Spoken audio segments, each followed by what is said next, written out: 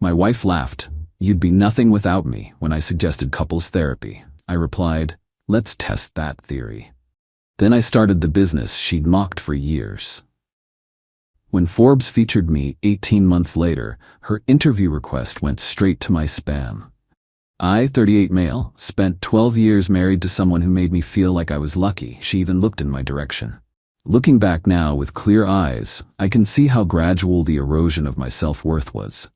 How each small comment, each dismissive laugh, each eye roll chipped away at my confidence until I genuinely believed I was the lesser half of our partnership. My wife came from money, not obscene generational wealth, but comfortable upper-middle-class parents who paid for her MBA at a top 20 program and helped us with the $60,000 down payment on our house. She worked in corporate marketing for a Fortune 500 company, pulled in around $140,000 annually, and never, not once in 12 years, let me forget that her salary was what kept us comfortable. I was making about $85 as an IT project manager at a mid-sized tech company. Not poverty wages by any stretch, but in her eyes, practically charity work. Every major purchase we made somehow circled back to my salary making this possible. Every vacation was framed as her treating us. Every financial discussion included subtle reminders of who the real breadwinner was. For years, I'd talked about starting my own software consulting business.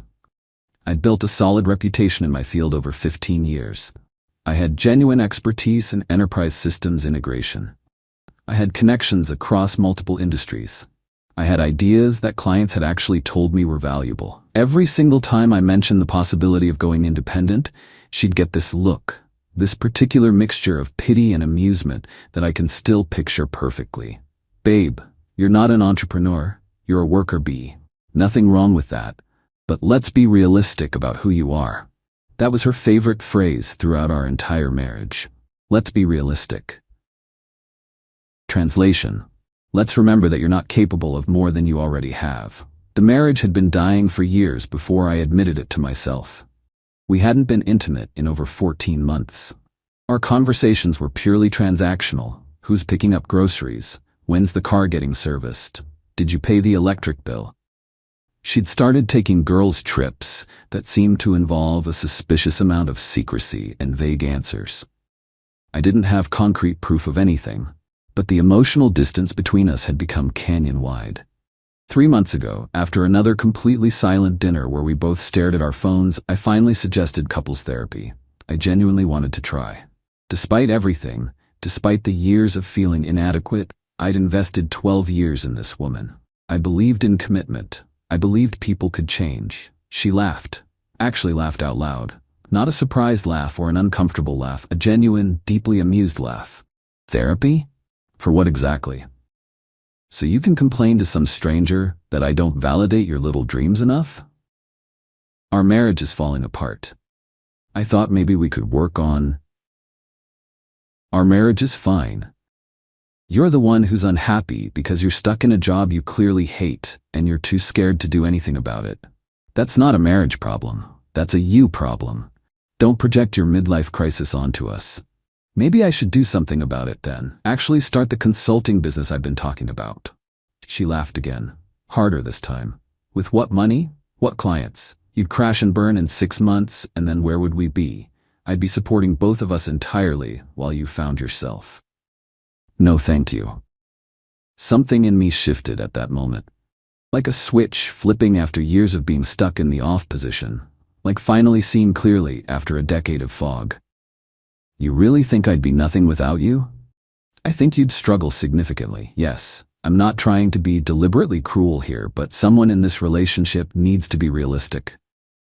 Let's test that theory. She rolled her eyes dramatically. Oh, here we go again. Another dramatic declaration that leads absolutely nowhere, just like every other time. I didn't argue, didn't defend myself, didn't explain, just nodded slowly and started planning in my head. The next morning, I contacted a divorce attorney before I even went to work. Not to file immediately, I needed to understand my options and protect whatever I could. My state follows equitable distribution, meaning assets get divided fairly, but not necessarily 50-50. Since she'd contributed more financially during the marriage, and the house down payment came entirely from her parents, I knew walking in that I'd likely take a significant hit. The attorney confirmed my suspicions. Best case scenario, given the circumstances and relative contributions, I'd walk away with maybe 35 to 40% of our shared assets.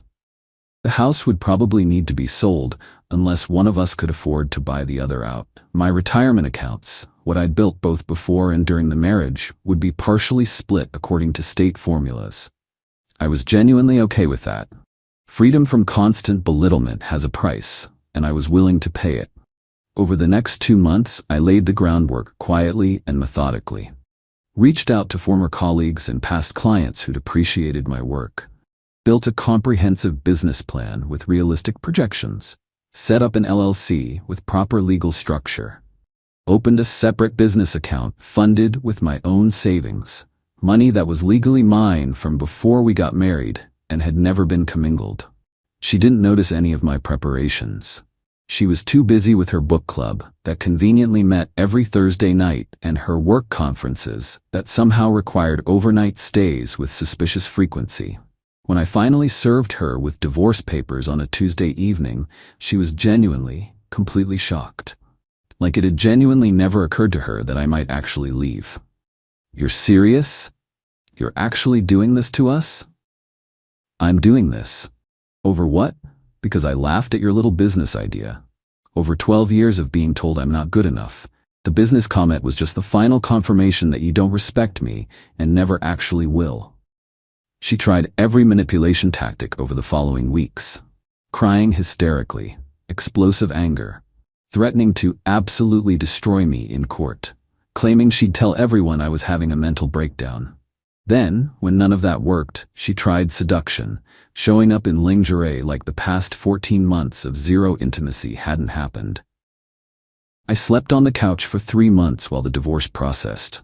She made every step as difficult as humanly possible, contesting everything, dragging out proceedings, demanding valuations and appraisals for items that were clearly worthless. In the end, after all the fighting, I walked away with 38% of our shared assets, which came out to approximately $89,000 after selling the house and splitting everything. She kept acting like she'd won because she got the larger share. Let her believe that. I took my money, rented a small 1-bedroom apartment, and officially launched my consulting business 3 weeks after the divorce was finalized. Update 1. 8 months later. Thanks for all the support on my original post. A lot of people asked for updates on how things developed, so here's where everything stands. The business is doing genuinely well. Not yacht money or retire at 40. Well, but I cleared $180K in revenue my first 8 months of operation. After all legitimate expenses, software subscriptions, contractor payments, insurance, accounting, I netted about $95K. That's more than I was making at my corporate job, working for myself on my own terms.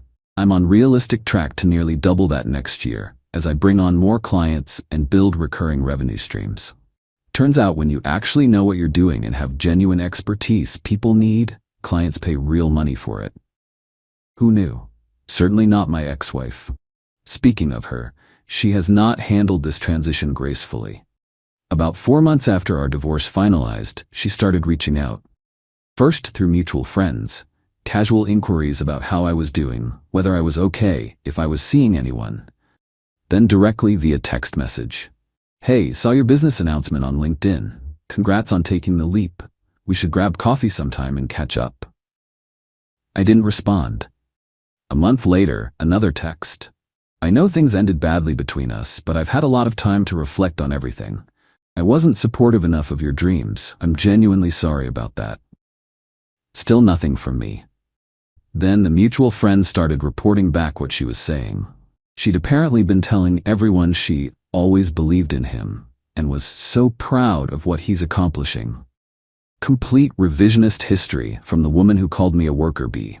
Her sister, who I'd always gotten along with reasonably well, reached out to me directly. She'd been the one family member who occasionally admitted her sister could be difficult and high maintenance. "I'm not supposed to tell you this, but she's been struggling pretty hard since you left. Her company did layoffs in March, and she had to take a significant pay cut just to keep her position. I think she's finally starting to realize you weren't actually the problem in that marriage. I felt nothing. No satisfaction. No vindication. No secret pleasure. Just emptiness where anger used to be. Then came what I call the entitlement phase. Her mother called me one Saturday morning around 9 a.m. I hadn't spoken to this woman in the 5 months since the divorce finalized. "I think you and my daughter really need to talk. This whole divorce was a terrible mistake. You two were good together when things were working." "Ma'am, with all respect, your daughter told me I'd be nothing without her." Those were her exact words to my face. She was frustrated. All marriages have rough patches. You don't just give up on 12 years. I tried couples therapy. She literally laughed at me. "Well, she's willing to try therapy now. Isn't that what should matter going forward? What matters is that she only wants to try now that I'm successful on my own and she's struggling at work. That tells me everything I need to know about what she actually valued in our marriage." She hung up on me without another word. The following week, my ex texted again. "We need to talk about some financial stuff left over from the divorce. Can you call me?" Against my better judgment, I called her. There was no financial stuff to discuss. "I've been thinking about us constantly, about what went wrong. I want you to know that I've grown so much as a person since we split. Is there actual business to discuss here?" "Business? That's seriously all you care about now? You've changed so much. You made it abundantly clear the old version of me wasn't good enough. So yes, I changed. I miss you. I miss the way things used to be between us." Things used to be, you telling me I was a worker bee with unrealistic dreams. I don't miss that even slightly. I was wrong, okay? I'm admitting it openly. Isn't that enough? It's enough for you to feel better about yourself. It doesn't undo 12 years of being made to feel small and inadequate in my own marriage. She cried on the phone, said I'd become cold and obsessed with success. That the man she married would have been more forgiving and understanding. The man you married spent 12 years believing he wasn't good enough because his wife told him so constantly. That man doesn't exist anymore. You killed him. I hung up and blocked her number that same night. Her friends started reaching out after that. The same friends who'd been firmly on her side during the entire divorce. Suddenly they all wanted to mediate and help us find our way back to each other. I politely declined every single one of them. Update 2, 18 months after divorce. Okay, so this is where things get genuinely interesting and admittedly a little surreal. About a month ago, I got contacted by a journalist from Forbes. Let me be very clear here, not for their main print magazine or a cover story. This was for their online small business and entrepreneurship section. They were doing a feature on tech consultants who successfully transitioned from corporate careers to independent businesses during the post-pandemic economy. My company had grown to $420,000 in annual revenue. I'd hired 2 part-time contractors to handle overflow work. Several of my clients were mid-sized companies making real moves in their respective industries. Apparently, one of my larger clients had mentioned my work to someone who knew someone at Forbes doing research for this article.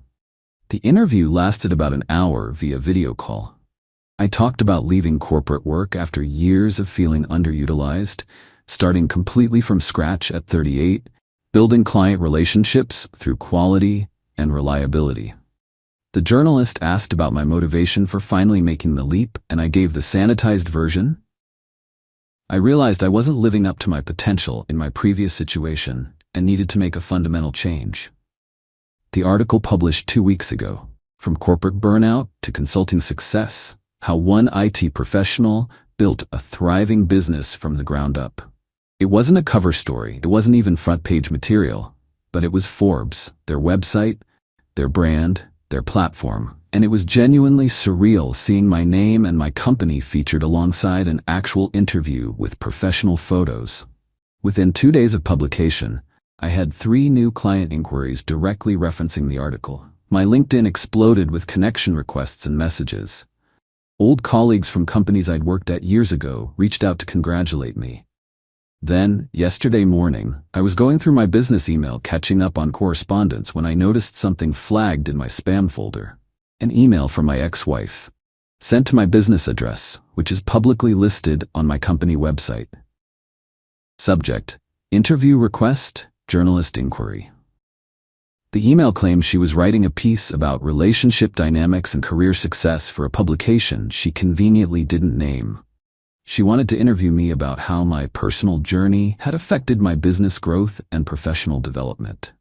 She was literally pretending to be a journalist to get me to respond to her. I screenshot the entire email and sent it to my actual attorney, just in case I needed documentation later. Then I left it in spam exactly where it belonged. That same day, her sister texted me. She saw the Forbes article. She's really not handling it well. I'm genuinely worried about her mental state. I didn't respond. Not my problem anymore. Her mother called, blocked number, so it went through to my phone. You need to talk to her. She's been crying for days since that article came out. You're being deliberately cruel. I'm not being anything. I'm living my life. She's welcome to live hers.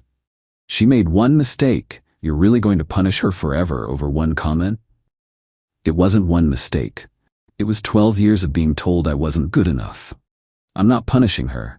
I'm just not interested in rewarding her for recognizing I have value only after a magazine confirmed it. She called me heartless, said I'd changed into someone completely unrecognizable, said the success had gone to my head and made me arrogant. Here's the thing. My success didn't go to my head. It just gave me clarity I'd been missing for over a decade. For 12 years, I genuinely believed I was the weak link in my marriage, that I was lucky to have someone out of my league who tolerated my mediocrity and supported our lifestyle. Now I know that wasn't even close to true. Not because Forbes said so, but because I proved to myself that I was capable of far more than she ever let me believe I could achieve. The final piece came yesterday afternoon. A mutual friend reached out, one of the few who'd stayed genuinely neutral during the entire divorce. I have to tell you something, because it's getting weird. Your ex has been telling people you two are working things out, that the Forbes article was actually your way of proving yourself to her, and that you're planning to reconcile soon. She was constructing an entire fictional narrative where she was still somehow part of my success story. I drafted a simple LinkedIn post that evening, grateful for the recent Forbes feature and all the new opportunities it's brought. Building this company has been a journey of self-discovery, independence, and learning to trust my own vision, especially when others doubted it loudly. Here's to everyone who's ever been told they're not entrepreneur material. Prove them wrong. Everyone who knew our history understood exactly what I was saying without naming anyone. Her mother emailed me the very next morning. Yes, emailed my business address. That LinkedIn post was petty and completely unnecessary. You're publicly humiliating my daughter. I didn't respond. Some people don't deserve responses. 2 days ago, I got another email flagged in spam. Different email address this time, but same distinctive writing style. My ex again, unable to stop herself. I know I don't deserve your forgiveness. I know I was completely wrong about you, but please, can we just talk once? I need you to understand that I'm proud of you, that I always saw your potential, even if I expressed it badly. Always saw my potential. The woman who called me a worker bee, who said I'd crash and burn in 6 months, who laughed in my face when I suggested therapy to save our marriage. The rewriting of history is genuinely impressive in its audacity. She's apparently convinced herself that she was actually a supportive wife whose only flaw was not expressing things well. I'm not angry anymore. I was for a while. During the divorce, when she contested everything, during those first hard months of starting from nothing. But now, I just feel free. The business is thriving beyond my initial projections. I'm dating casually, nothing serious yet, just enjoying meeting people who see me for who I actually am now, not who I was trained to believe I was. My ex, according to her sister's last message before I stopped responding to her too, is now in therapy, working through her issues. She took another pay cut at work last quarter. She's living in a smaller apartment since she couldn't afford the house payments alone after the sale. She's not destitute. She's not ruined. She's just ordinary. Living an ordinary life that she once thought was beneath her when she had me subsidizing her sense of superiority. The Forbes article sits framed in my home office now. Not because I need external validation to feel worthwhile, but as a daily reminder that the only person whose belief in you truly matters is yourself.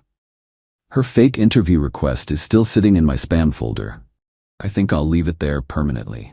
Some emails don't deserve responses. Some chapters just need to end. Thanks for following this journey, Reddit. Time to write the next one.